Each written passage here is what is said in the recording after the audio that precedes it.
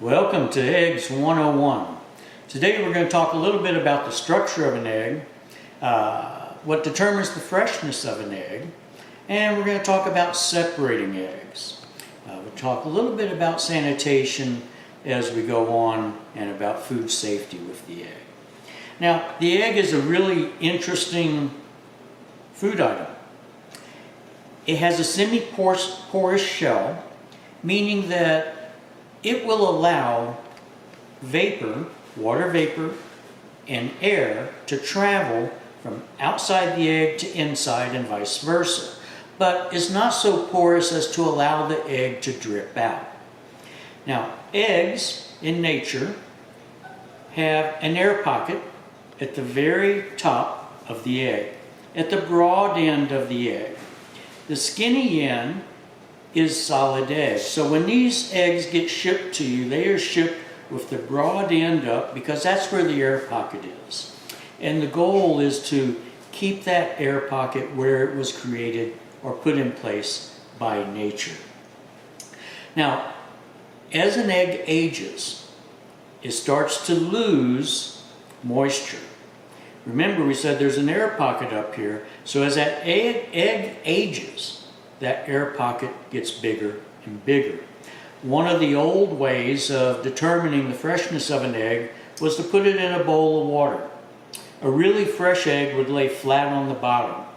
As the egg aged, it would slowly but surely start to rise. And if you had an egg that floated on the top of the water, you really didn't want to open that egg. You wanted to get rid of it because it was not going to smell good. So, basic structure of an egg. When the egg is nice and fresh, it will have the egg yolk centered in the middle of the white, and the white will actually have some height to it. It's not uncommon for a really fresh egg to have an egg white that stands up almost 1/4 of an inch thick, and it won't have a lot of loose liquid going out and running on in the pan.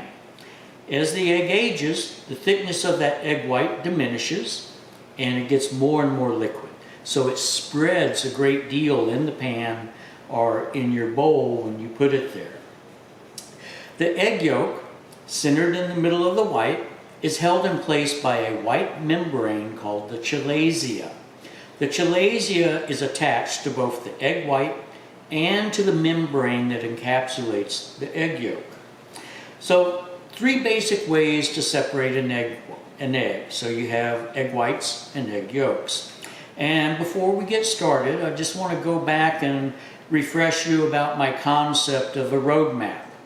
Remember, for any operation in the kitchen, we start at point A, which is this egg, and we want to wind up, let's just say point G.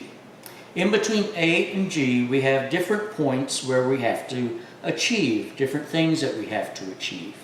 Now, in my kitchen, point A for any operation revolves around washing our hands.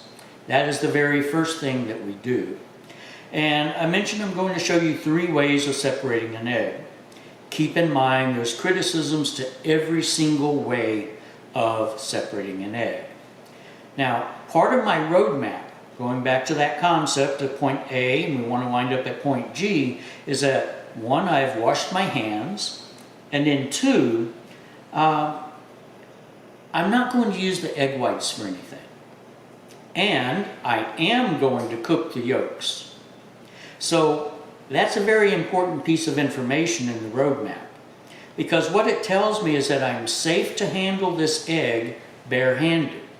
I do not have to wear gloves during this process because the egg whites are going to be discarded and the egg yolks are going to be cooked. Remember, our primary rule for when we wear gloves is, will the item be cooked anymore? If it's going to be cooked, we can get away with bare hand contact. If it's not going to be cooked, then we need to wear gloves. You need to have that barrier between yourself and the food if it's not going to be cooked anymore. So this first method of separating an egg is probably similar to what you've seen in your household. And that's that we're going to use the shell to separate the egg. Now, before we even reach that stage of separating the egg, Do I break the egg on the side of the bowl, or do I break it on the counter? I can break the egg either way. But if I break the egg on the side of the bowl, a lot of times what it does is it just creates a very skinny opening right here, and it doesn't really weaken the structure of the eggshell. So our primary way of breaking an egg or of cracking an egg is on the counter, flat. And if you can see this, you can see there's quite a bit of damage to the shell. From here, I just open the shell, and I'm going to use the shell to separate the egg. You can see how the eggshell is just kind of cutting off that white. Eggshell is very, very sharp. In fact, if you have an egg and let's say you're separating the egg yolks and you're going to do something with the whites later on and you have a piece of shell in your egg, the eggshell is the way to be able to pull that out. Now, I'm going to put my shell there, and I want to show you real fast what the chalasia looks like. This is what the chalasia looks like. It's this white membrane right here. So we leave it intact because if, I'm going to put it here with the egg whites, if I pull that chalasia off, remember it's attached to the membrane that encapsulates the yolk. If I pull the chalasia off, a lot of times the yolk will just run.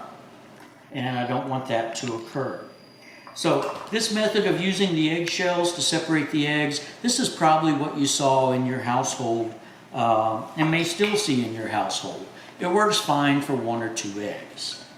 Commercially, when I'm separating 10, 12 eggs to make hollandaise or for whatever my usage is, I'm going to use my fingers. And in this case, I'm going to tap the egg on the counter. That breaks the shell. You can see I got a nice break here. And I'm just going to use my fingers. Allow the egg white to run through your fingers, kind of pinch it off a little bit. And here we have a nice clean egg yolk. Still a little bit of the chalasia there. It's actually holding the membrane in place on the egg yolk. This is a very, very common method of separating eggs that's used industry-wide. Now I'm going to show you one more method for separating an egg. And this one is really useful for when you have a lot of eggs to do. You will pool all your eggs by putting them into one container. So this is all the egg whites from this demonstration so far and all the egg yolks. You look here, you can see that everything is there. And what I'm going to do, again, I'm not wearing gloves because my roadmap says that the egg whites are going to be discarded and the egg yolks will be cooked. I just reach in, I grab an egg yolk, and I allow the whites to separate through my fingers. This works very well for doing a mass amount of eggs that I need to separate. Now there is one other method of separating an egg which I'm not a big fan of, because if the eggs are really fresh, this isn't going to work very well. But you see this on social media sometimes, so I thought I would go ahead and talk about it. And that's using a cooling rack. When I use a cooling rack to separate an egg, as you'll see on social media, people crack an egg and they break it directly onto the rack and they allow the egg white to drip through the rack. That really only works when the eggs are old or they are very warm. When the egg is very fresh, it will not drip through the openings in the cooling rack. So that's why I didn't include this as a method, but I did want to address it because it is pretty common out on social media. So there's Eggs 101. By all means, ask me questions. Thanks.